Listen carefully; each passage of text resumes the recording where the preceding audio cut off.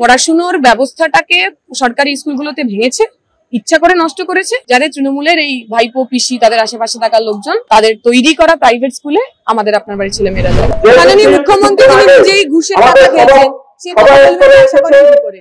মমতা ব্যানার্জি অপরাধীদের এরপরে প্রাইমারি থেকে শুরু করে আরো যেখানে যেখানে নিয়োগ হয়েছে সবগুলো যখন সামনে আসবেন আমরা দেখবো যে এই দুর্নীতি 26,000-এ সীমাবদ্ধ নেই, কয়েক লাখ মানুষ এর সাথে জড়িত। মূলত কি কি দাবি সামনে রেখে আজকের এই ছাত্র সমাবেশ? আমাদের প্রথম দাবি উচ্চ মাধ্যমিক পরীক্ষা রেজাল্ট বেরোনোর 1.5 মাস পর এখনো পর্যন্ত অ্যাডমিশন শুরু হয়নি, এই মুহূর্তে অ্যাডমিশন শুরু করতে হবে। ব্রাত্য বসু এই প্রতিশ্রুতি দিয়েছিলেন যে প্রত্যেক কলেজ ইউনিভার্সিটি স্টুডেন্টস ইলেকশন হবে, তা হয়নি। এবং থার্ডলি মোস্ট ইম্পর্টেন্টলি যেভাবে শিক্ষক শিক্ষিকারা 26,000 শিক্ষক শিক্ষিকা চাকরিহারা হয়েছেন তাদের কোন রকম সদুত্তর এখনো পর্যন্ত রাজ্য সরকার দিতে পারেনি। এই তিনটে মূল বিষয়তে আমাদের আজকে বেশি রাজ্যের শিক্ষা ব্যবস্থা আমরা একটা জিনিস দেখি, বেসরকারি স্কুল কলেজে ভর্তি প্রবণতা প্রচুর পরিমাণে বেড়েছে। সরকারের গাফিলতির কারণে কি এই ব্যবস্থা? সরকারি স্কুলে যদি টিচার না থাকে, সরকারি স্কুলের মাস্টারমশাই দিদিমণিরা যদি রাস্তায় অনশনে বসে থাকেন, তাহলে সরকারি স্কুলে আপনি বা আমি আমাদের ছেলে মেয়েকে ভর্তি করবো কেন? পড়াশোনার ব্যবস্থাটাকে সরকারি স্কুলগুলোতে ভেঙেছে, ইচ্ছা করে নষ্ট করেছে। যাদের তৃণমূলের এই ভাইপো পিসি তাদের আশেপাশে থাকা লোকজন তাদের তৈরি করা প্রাইভেট স্কুলে আমাদের আপনার বাড়ির ছেলে মেয়েরা যায়।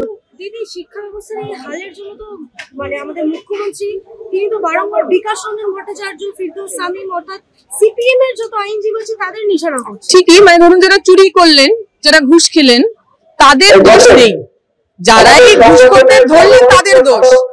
ধরা যাক আপনার বাড়িতে কেউ চুরি করলো আর পুলিশ সেই চোরটাকে ধরে নিয়ে গেল, চোরটাকে আপনার বাড়িতে এলো সেইটা দোষের নয়, পুলিশ যে চোরটাকে ধরলো সেইটার কি অসুবিধা?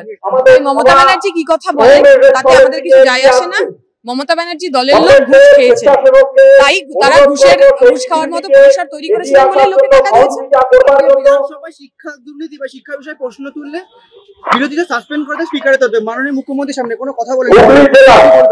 মাননীয় মুখ্যমন্ত্রী তিনি নিজেই ঘুষের টাকা খেয়েছেন, সে কথা বলবেন আশা করেন কি করে?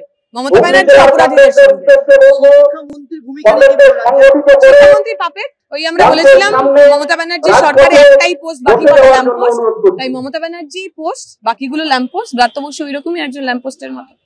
কিন্তু দিদি একেবারে এই যে শিক্ষা নিয়োগ দুর্নীতি, এই যে আমাদের বিজ্ঞপ্তি দেখলাম, এই বিজ্ঞপ্তি তো একাধিক দুর্নীতি আমরা দেখতে পাচ্ছি।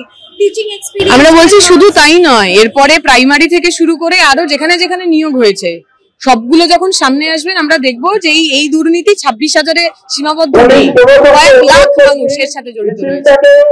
আমি ওনাকে বলবো সৌগত বাবুকে, উনি যে টাকা পান এমএলএ হিসাবে, উনি সেই টাকাটা নেওয়া বন্ধ করে দিন। আর কন্যাশ্রী, রূপশ্রী, যুবশ্রী যা টাকা সরকার দিচ্ছে তাতে নিজের জীবনটা চালানোর চেষ্টা করুন। সেটা তো হয় না, বরং উনি সরকারের পদে থাকার পরেও যা টাকা পান তাতে ওনার কোলায় না, তাই উনি হাত পেতে ঘুষ নিতে হয়। আমরা চোখের সামনে দেখেছি নারদা স্ট্রিম স্ক্যামে উনি টাকা নিয়ে আবার থ্যাংক ইউ পর্যন্ত বলেছেন। কিন্তু এই যে আপনারা বারংবার টিএমসি কে দোষারোপ করছেন, টাকা নিয়ে চাকরি দিয়েছে, টিএমসি তো একা টাকা নেয়নি, সিপিএম ও তো টাকা নেয়, প্রমাণ করুন। সিপিএম যদি টাকা নিয়ে থাকে প্রমাণ করুন, সিপিএম এর জেলে পড়ুন। 2011 সালে আমরা শেষ সময় ছিলাম, আজকে 2025, এই এত দিনের মধ্যে একটা লোক সিপিএম এর এরকম আছে যে জেলে যেতে পেরেছে, জেলে পাঠাতে পেরেছে? প্রমাণ করুন।